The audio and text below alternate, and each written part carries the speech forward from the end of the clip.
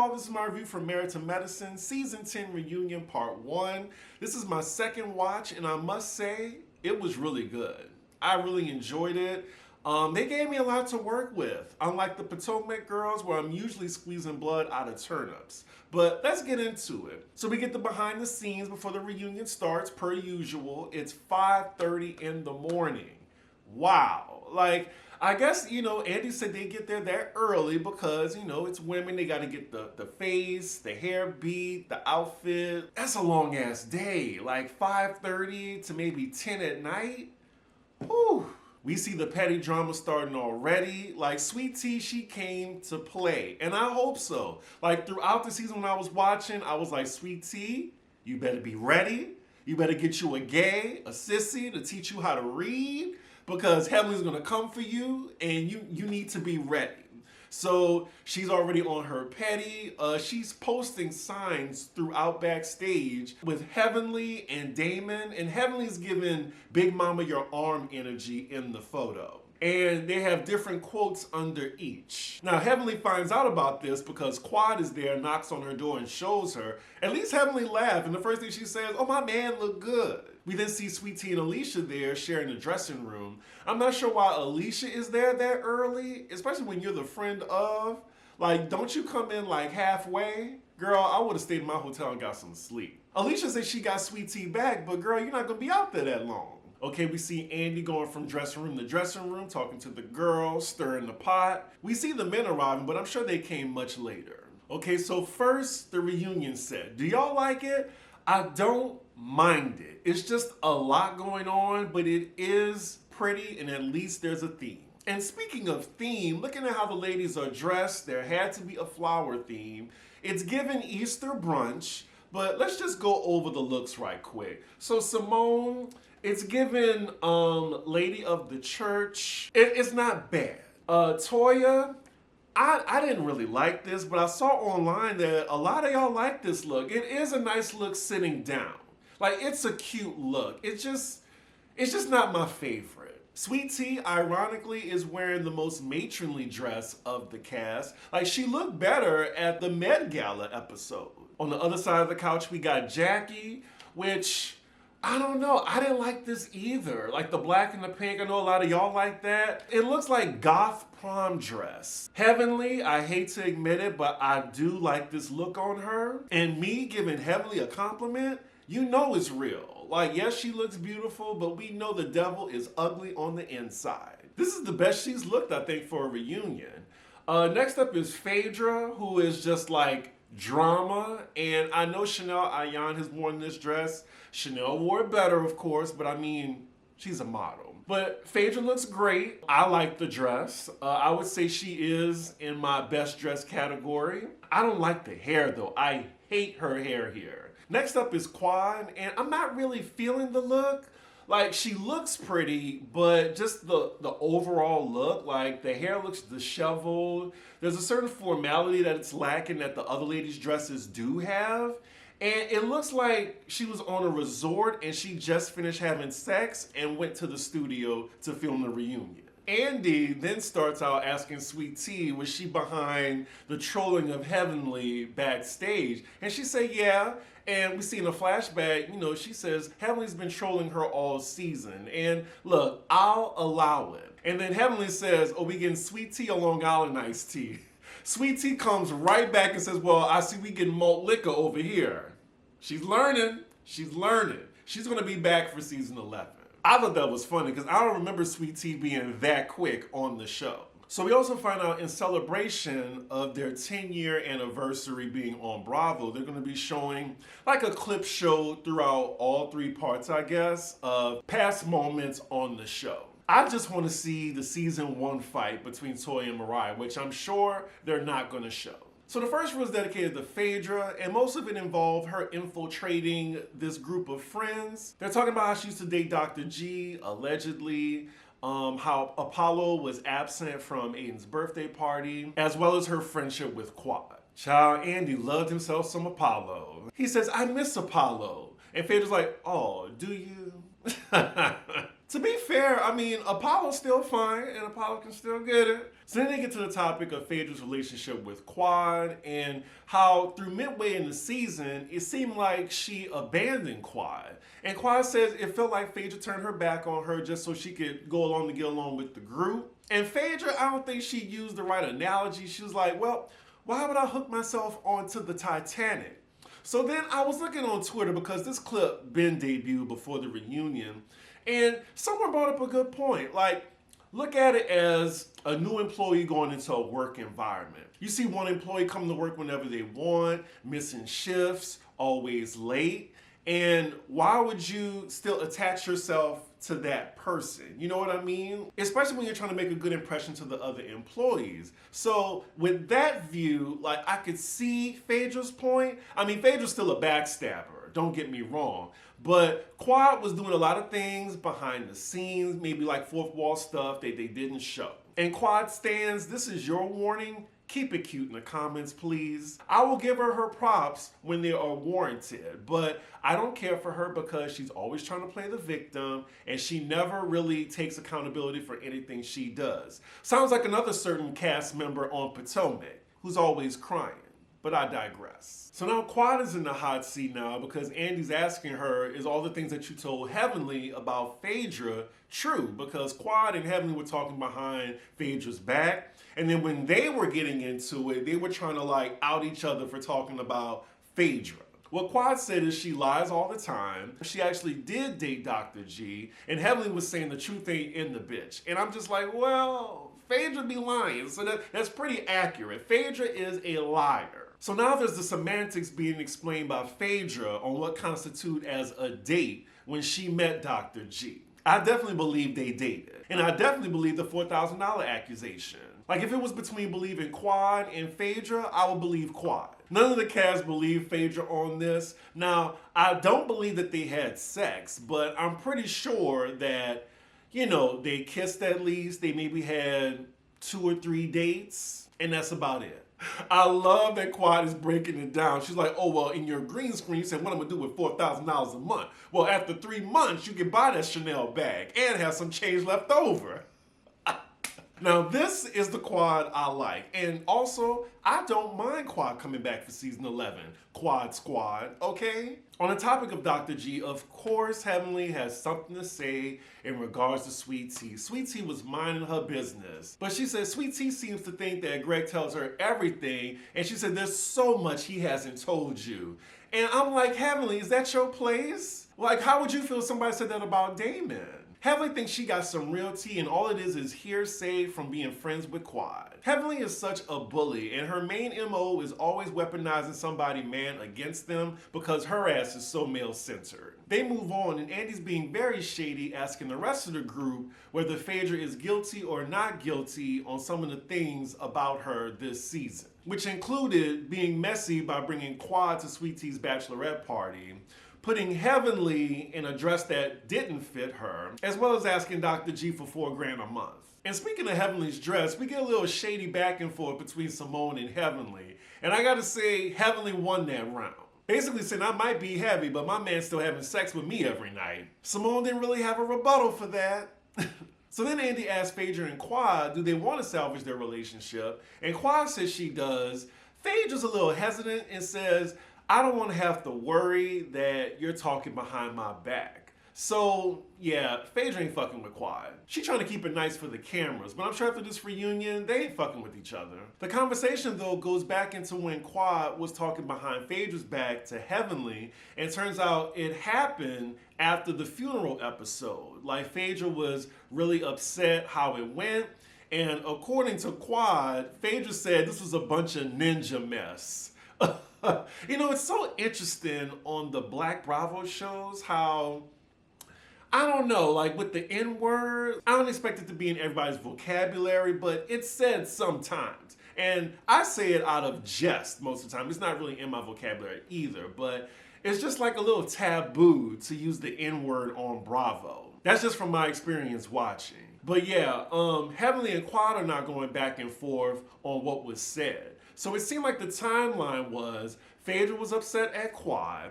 And then Quad told all this to Heavenly, and Heavenly then had all this to say, and then Quad went back and told that to Phaedra. In any case, Quad Squad, y'all girl be lying too, just not as much as Phaedra. Thank God we're moving on, and now we're on Toya's reel. The first topic for her is Eugene, and then like these standards that she has. And she's giving examples. She's like, when they were first dating, he like had 1800. She's like, I don't drink that. And then when he was ordering wine by the glass, she's like, I order wine by the bottle. So she's basically saying she's always been high class. That's an Emil reference, by the way, for the old people in the chat. So then Toya's explaining where her taste for the finer things started. And of course, it started from childhood, like everything else. She said she was teased from a young age when they moved to the suburbs. I think she was wearing like Payless shoes. And then ever since then, she just wanted to live up to people's expectations or keeping up with the Joneses, like we saw in the first few seasons when they were moving from house to house to house to house to house. But I will say, Toya has grown on me for the past 2 seasons. I actually like her. So now we get to the charity event fiasco, and Toya's trying to explain how donating the wine exempt her from paying $1,000. She should have just paid it. I don't think there's any way she can justify this because she's promoting her brand either way with that. It's not fair to the other ladies. Because she said it's given to her, but it's not really free. Heavenly then says that Toya could have been a team player. And then Andy moves on to her, asking her, did she think it was appropriate to call Toya out in front of the medical community and their colleagues? She said, well, I didn't handle it well, but I don't handle a lot of things well. That was her explanation, and I'm glad Andy used the analogy. That's like, I punched the girl, but that's because I'm a bully. And yeah, it fits because Heavenly is a bully. And it was really tacky. Like, you could have called Toya out for being tacky privately. Instead, you tried to humiliate her in a room full of people and bring the event down that people worked hard on just because you felt some type of way. Also, I'm not sure why Andy's asking Jackie's opinion on what Heavenly does, the mean things that Heavenly does, because I don't think she ever holds her accountable. I really miss the times where Simone and Jackie were like this, and they equally did not fuck with Heavenly. But that goddamn Buffy who came in and divided Jackie and Simone, where Heavenly, it left her an opening where she could slither in and take Jackie. So then we move on to Dr. Jackie's reel, which of course featured Kamala Harris, which is a major flex for Dr. Jackie as well as the show itself. So of course we get right into the clip of Dr. Jackie that sparked so much backlash to the point where I was just like, this is crazy. Like, it was a talk on Twitter, social media for, I want to say, almost 3 weeks. But I feel like she got on the other side of it after she gave a real genuine, heartfelt apology. And however you feel about her, I mean, look, it's valid to the people who were offended by her comments. What y'all think is what y'all think. In my opinion, I think Dr. Jackie can definitely show that she's sorry by the actions she does moving forward. Like, some people, I think they just want to, like, 86 the bitch. Like, here's the gun. Here is the gun. Blow her brains out now. You know, like, people were that serious. I'm just like, whoa, okay. But yeah, of course, like, she's getting very teary-eyed right now. Some people believed this. Some people didn't. I thought it was genuine. Like, Dr. Jackie, she is defined by her career. Like, it is her life, literally. So I'm sure it rocked her. We found that most of the women were definitely in her corner, and the first person to call her was Phaedra. And Phaedra says she knows what it feels like to be canceled. So I love how Andy pointed out, again, Heavenly, it comes back to your YouTube channel that's so problematic because she be breaking so many NDAs, saying like so many things behind the scenes on the show that she shouldn't be saying. But yeah, I mean, look, it never would have happened if it wasn't for her YouTube channel. But Jackie says that most of the ladies supported her, and she goes down the line. She says Simone was with her every day. Toya called her, Phaedra called her every day. Heavenly like sent her gifts because she just couldn't see her cry. Now, Andy asks, did Quad reach out? And Jackie says no, she didn't. I am curious, did Sweet Tea reach out to her? But I know she don't really have that connection with Jackie, so I understand like why maybe she would expect at least Quad to just say, you know, I'm checking in on you, I hope you're doing okay. So Quad does say that she supports Dr. Jackie, but she had her own things going on. And I totally forgot about the situation with her niece, but I'm guessing that's the situation that she was talking about. Unfortunately though, and I'm just being fair y'all, that is usually Quad's excuse for not reaching out or not apologizing for something. Well, you did this to me, or I was going through something else. Like I was going through the same thing. You know, why you didn't reach out to me? You know, so it just falls in line. Even though what happened to her is very tragic and sad, I understand that. But I'm just saying, it just unfortunately falls in line to what her normal excuses are.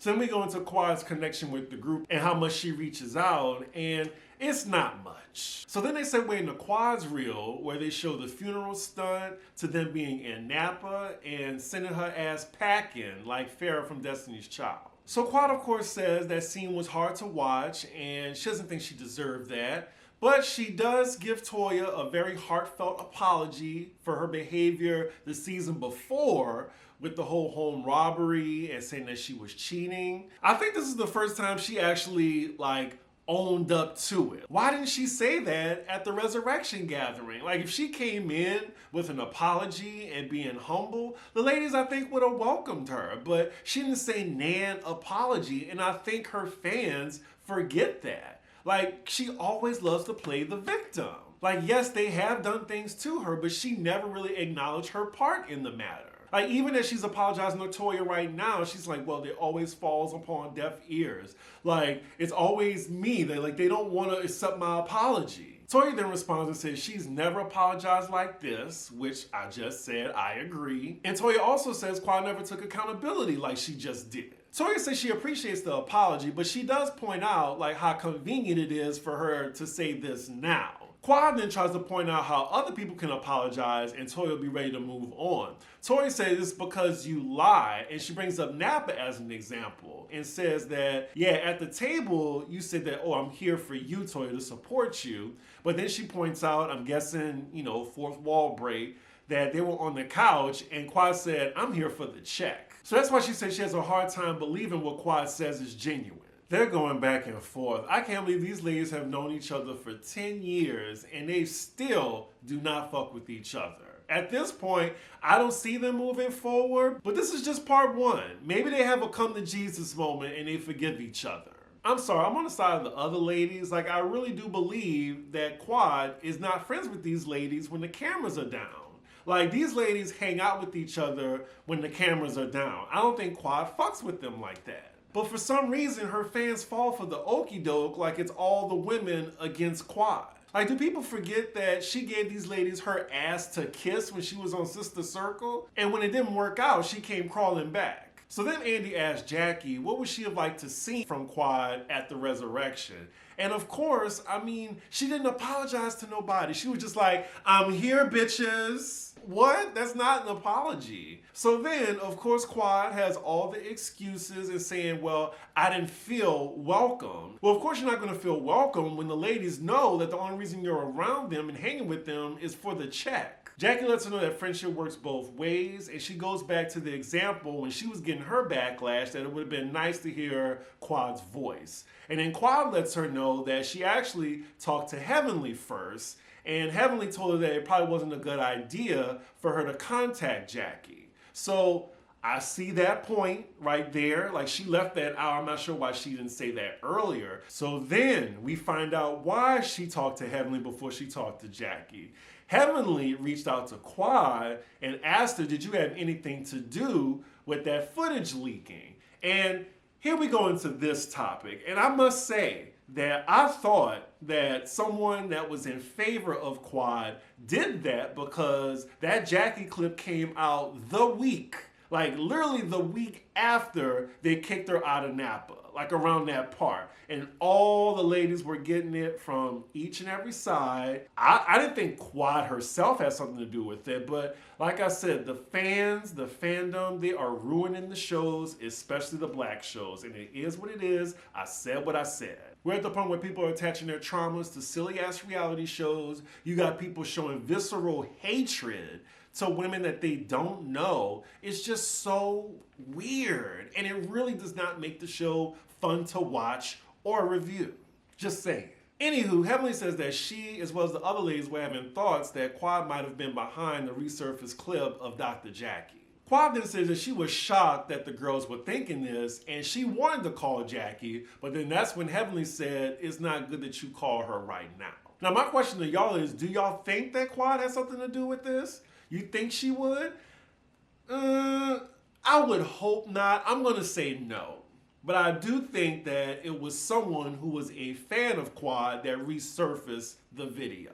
So then they move on to Quad popping up at Sweet Tea's Bachelorette party. There is no way she can justify that being the place for her to hash it out with the other ladies. She then tells Andy, they don't call me Andy. And Andy asks, do you call them? Simone jumps in and says, no, she don't call us, and tell Quad to keep it a buck. And now they're going back and forth. So now Simone is getting increasingly dramatic. She's getting louder. Simone then challenges Quad to bring up one occasion that wasn't on camera where she reached out to her.